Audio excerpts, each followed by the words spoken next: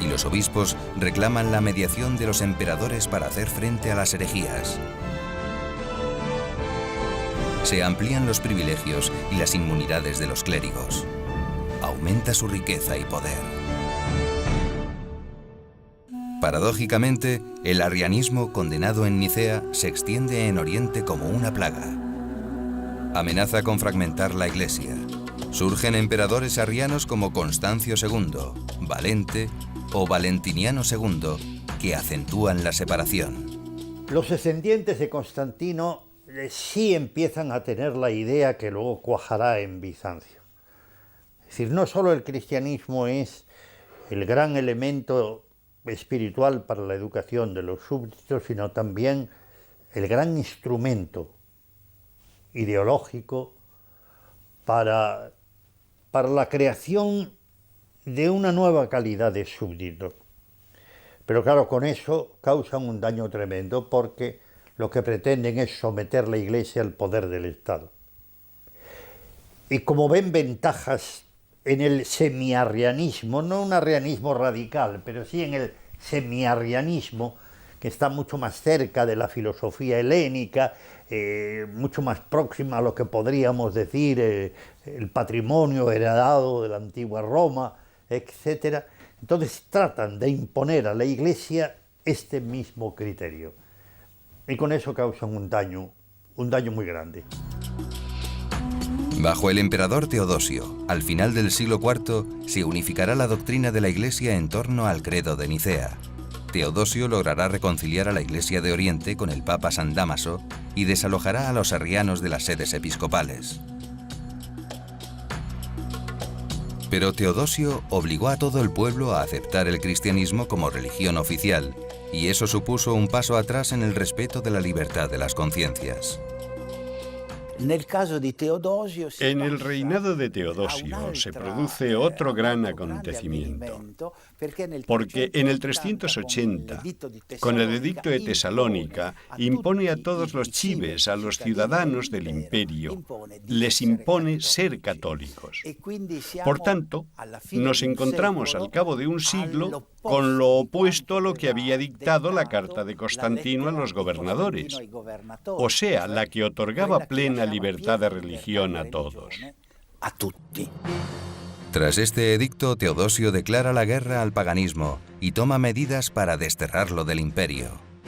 La autoridad civil prohíbe los sacrificios a los ídolos y cierra sus templos. Empieza así una nueva etapa para la Iglesia. Su fe es para el imperio la única verdadera y su culto será el único permitido. Algunos autores han esgrimido esta interferencia del poder civil para criticar a la Iglesia. Esa vinculación Iglesia-Estado supondría, según ellos, una rendición del cristianismo. Insinúan incluso que la Iglesia adaptó sus credos a la voluntad de los emperadores.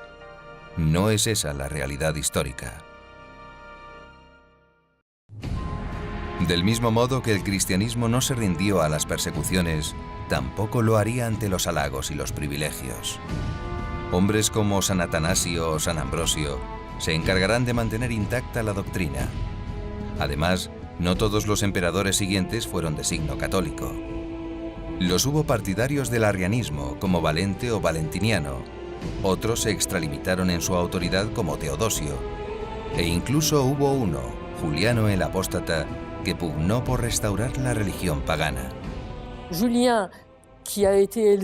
Juliano, que fue educado cristianamente, volvió al culto de los dioses antiguos.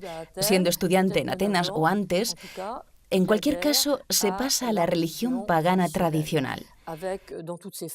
Se hace iniciar, probablemente, en algunos de los santuarios de Grecia y Asia Menor.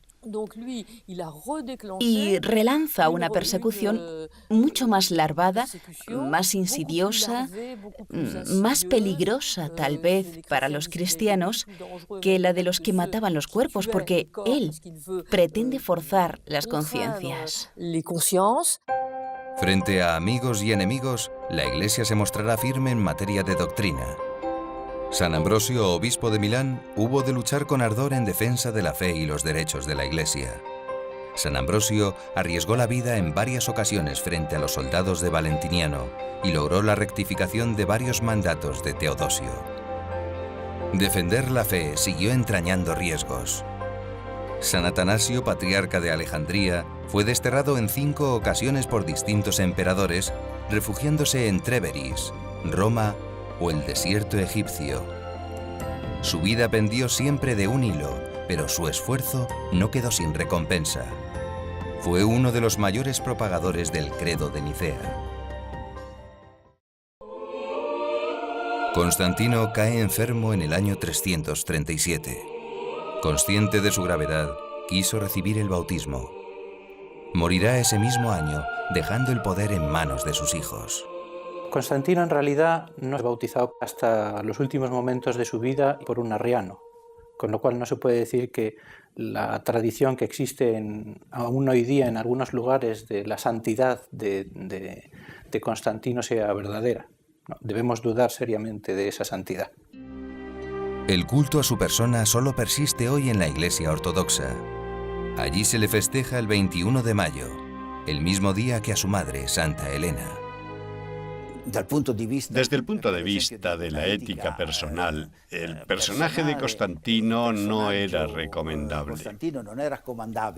Las hizo de todos los colores. Pero desde el punto de vista político, Constantino creo poder afirmar que demostró ser genial. Un genio, porque aprovechó este momento y comprendió que era necesario para el imperio, para la vida misma del imperio, dar plena ciudadanía a los cristianos. Lo que el mundo debe a Constantino no son grandes hazañas políticas, pero sí esa decisión fundamental de decir, estos son los valores positivos y hay que dejarlos que actúen. Su política religiosa benefició sin duda a la expansión del cristianismo hasta entonces injustamente perseguido. Es el giro constantiniano. Es el empuje final que abrirá las puertas del orbe conocido a la moral cristiana. En el siglo IV, el mensaje de Jesucristo se extenderá con profundidad en todas las clases sociales. Valores como libertad, dignidad, justicia y amor al prójimo transformarán el viejo mundo pagano.